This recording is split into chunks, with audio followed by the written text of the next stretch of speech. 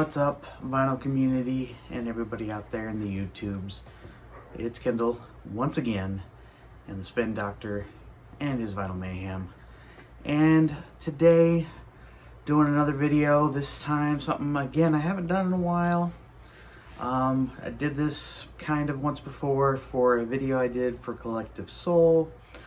And basically, I'm going to talk about a run of 3 albums for a band that really I was introduced to by my mom at a very early age. I think it was really one of her favorite bands, and honestly I would say they're probably one of my favorite bands, and they're probably one of America's favorite bands, and I'm talking about the Beach Boys. Recently I watched that documentary on Disney Plus. I know there's been a lot of people who haven't given it the most favorable reviews. Some people have talked about it being good. I actually enjoyed it. I enjoyed the fact that at the very end we saw the remaining living members of the Beach Boys actually together. I thought that was very cool to see Brian and Mike Love together again for the first time in a long time, sitting down together. You know, they haven't been on the greatest of terms lately, so that was kind of nice. I heard some people say, oh, I didn't tell the whole story, blah, blah, blah, blah. Well, you know what? How are you going to tell a 60-plus year story in about 2 hours? You would need about, a day and a half probably to tell that whole entire story. I thought they did a good job with what they did, and I enjoyed it. So with watching that, and then also I've been, if you haven't checked out Chris Brophy's channel, he has talked a lot about the Beach Boys here in the last couple of months as well. And so that got me to thinking a lot about the Beach Boys recently. Plus my mom's birthday was just this past week. Again, she was a huge Beach Boys fan. One of the albums that I'm going to show is actually one of her favorite albums.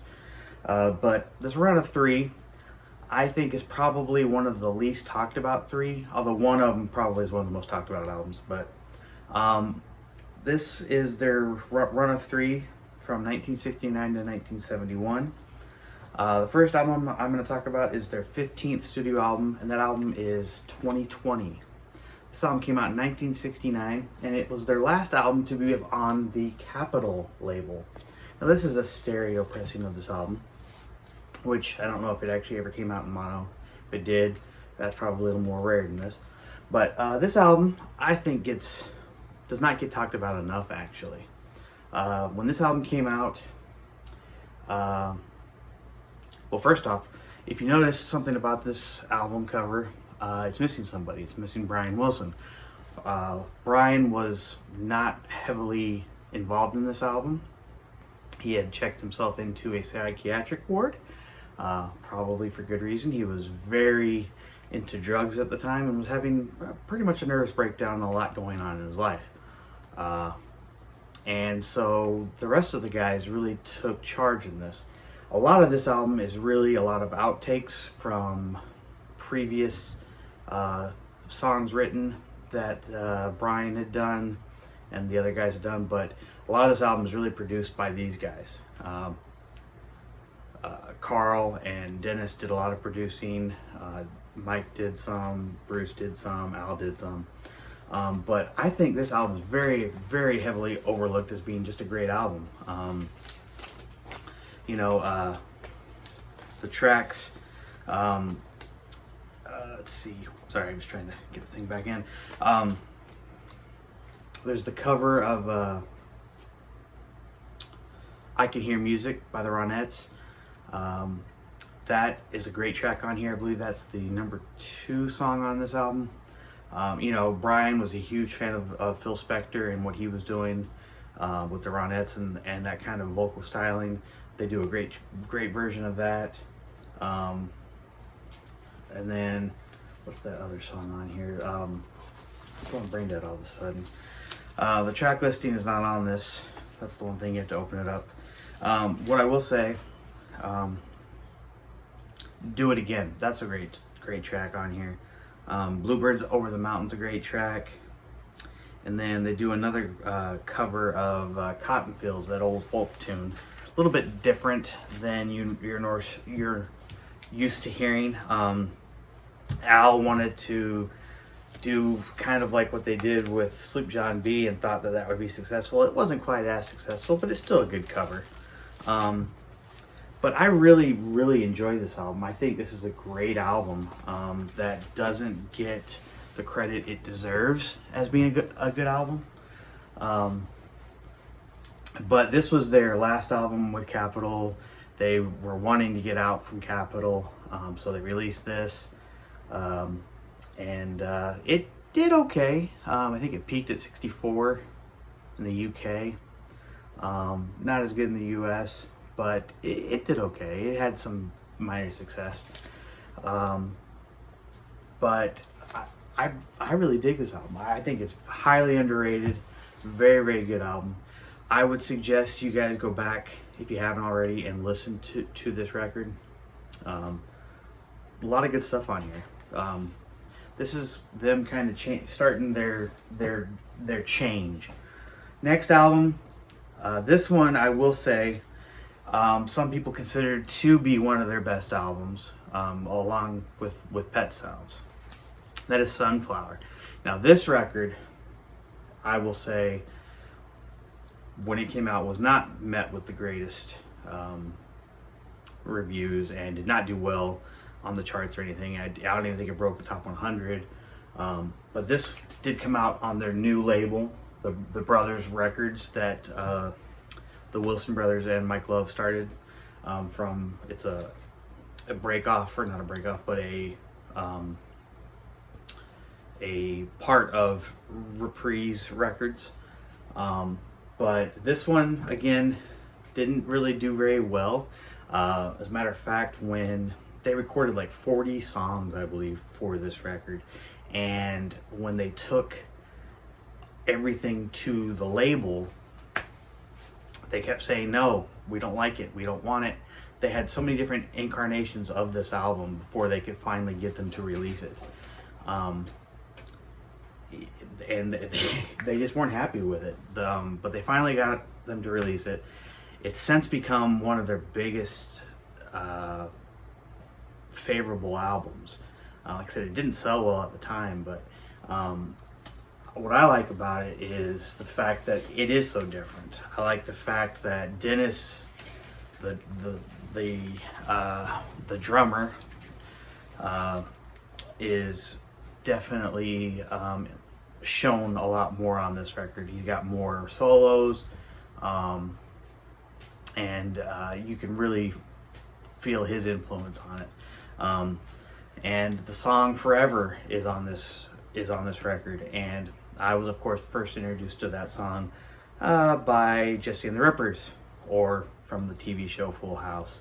I think a lot of people were probably first introduced to that song by that, but just a great song.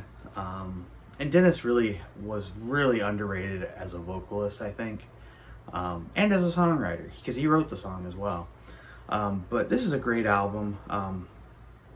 This Old World, Tears in the Morning, All I Want to Do, Forever, Cool Cool Water, good stuff. Just a great record. And like I said, now, many years later, it's definitely seen as one of their better records. And, I think that's very, very cool. Definitely gets the accolades that it deserves. I did forget one thing about the 2020 record that I do want to mention. Another thing about this record, there is a song on here called Never. Hold on, I want to make sure I get the title right. Never Learn to Love, or Never Learn Not to Love. That was actually taken from an idea of a song by Charles Manson. And he was not given credit for it. And he was actually very upset with it. And the Charles Manson song was called Cease to Live, I believe. He wasn't, like I said, he wasn't given credit for it on the album or anything. He wasn't happy with what the Beach Boys did to the song, and I believe he even threatened them. And that was kind of really their end relationship with Charles Manson. And then, of course, shortly after, the Manson murders happened and all that kind of stuff too, but that's beside the point. But just a little bit of trivia there.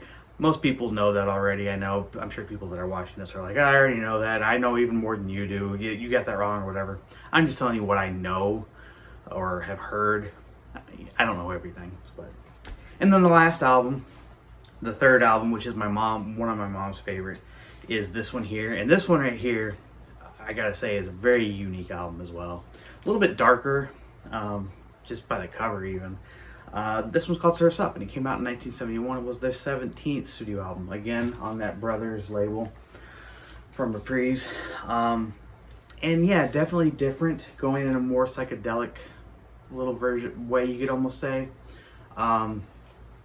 Songs like Don't Go Near the Water, which, you know, for a song or a band called the Beach Boys to all of a sudden singing about Don't Go Near the Water, a little bit different. But the song that I always thought was interesting and that my mom always really liked was a song called Take a Load Off Your Feet, talking about your feet and how to take care of them and to clean them and stuff like that. Just kind of a very interesting, unique song. Other popular songs, Disney Girls, that one was very interesting. Feel Flows, that's another good one. But yeah, just a great album, and just a great run of 3 records that I don't think get enough attention. And maybe I'm wrong. You know, you guys tell me, am I wrong? Do you guys know these records? Are they some of your favorites? Like I said, I know Sunflower has become probably up there with Pet Sounds as people's favorite. You know, just a great underlying record of, you know, the change that the Beach Boys were going through and the change in music stylings and all that kind of stuff. Very, very unique. Really outlined the strengths of the Beach Boys besides their, you know, doo-wop vocal harmonies and all that stuff. Just a really great record. But anyway, just all 3 of these albums are very different, and I think that's what makes them great too, is that in 3 years we got 3 different kinds of Beach Boys records and showed how great the Beach Boys could be. And they really went away from their surf music from the early 60s, that beach music, and just showed their music writing skill and chops. So anyway, hope you guys dug and enjoyed this video. If you did, please leave me a thumbs up, leave me a comment. Hope you like and subscribe as well. And until next time, peace and love, and I hope to catch you guys down the road on the next one. Bye.